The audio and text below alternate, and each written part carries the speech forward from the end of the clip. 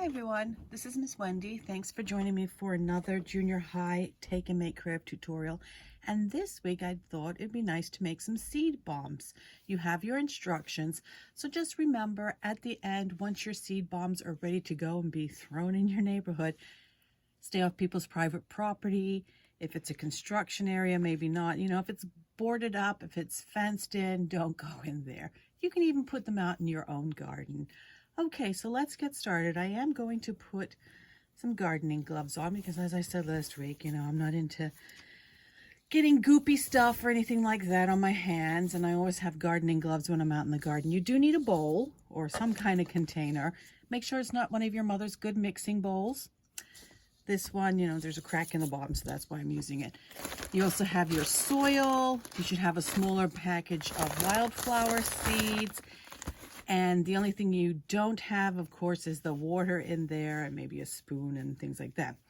So you do want to start measuring out your soil. Let's see if I can open it with these gloves on. Maybe not. There we go. And remember, it's 1 part seed to 5 parts soil. So whether you're using a tablespoon, a 1/4 cup measurement, whatever you have. So I have actually... it's 1/3 of a cup, so let's do 1, 2, that's 2 parts soil. I'm going to open up the seeds.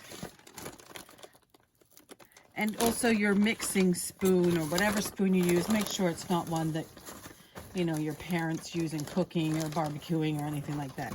Here's my 1 part seed. You need 3 more parts soil. So you just, if you're taking math, you know, it's a good thing. Just keep track of how you're counting your... I have this wooden spoon. Again, it's not something I cook with. We use it in our compost bin. So you can see the seeds, you need to mix them up a little bit. You can use your hands. You don't even have to use a spoon. Let's just get in there and mix them up a little bit more. Okay. You want to add enough water to make it moist and, of course, make it all stick together. So there we go, mixing it up.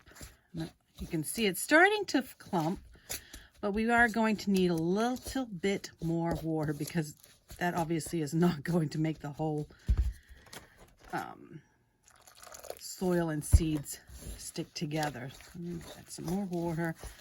So it will look a little muddy. Of course, you don't want it too wet. It's a fine line between dry and too wet. Sorry if the thing is shaking here. I'm pounding it a little bit too hard on the bowl and shaking the camera. I think that's good. Let's just form a bowl and see. You making your video now? Yep. There we go. So you can... Now you do want to put them on a tray to dry out. I put some parchment paper over here first. Again, you don't want to use your mother's cookie sheet, so you can have a piece of cardboard and put some parchment paper, tin foil, saran wrap, even, there you go, see? Even paper bag. Of course, it might stick a little bit. I'm not going to show you how to form all of these bowls because I think you get the idea. And my glove, it leaks through. So let me take these off. They are well and truly dirty now. And I always like to have some kind of wipey on the side so I can wipe my hands off because a lot of times our projects are involving glue or paint or something like that. So once again, I want to remind you, whatever surface you're working on, to protect it, just cut open your bag and then you have your surface. Now these will need to dry, so you can put them in a windowsill. It's nicer weather outside, so you can even put these outside for a little bit and make them dry and harden, and then hit the outdoors and toss these seed bombs. The book I want to share with you today is called Rescue. It is a World War II book. It's written by Jennifer Nielsen, and this is about a girl named Meg. And so it's a brief synopsis I'm going to share with you. 657 days ago, Meg's British father left their home in France to fight the Nazis, leaving some codes in a jar for her to decipher. and Meg and her French mother moved to the Perche, a region in France near Normandy, known for its forests. Now Meg watches the German soldiers in town and sometimes carries messages for the French resistance. But suddenly, things have gotten much more dangerous.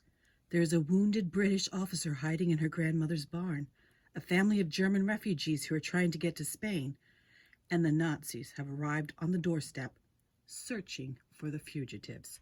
So if this book sounds like something you'd like to read, come into the library. It'll be there for you.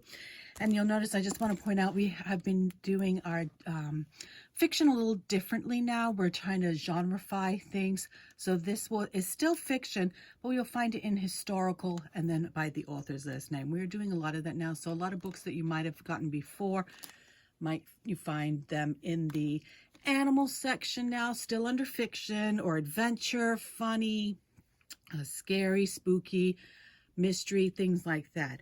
We'll be more than happy to help you sort that out.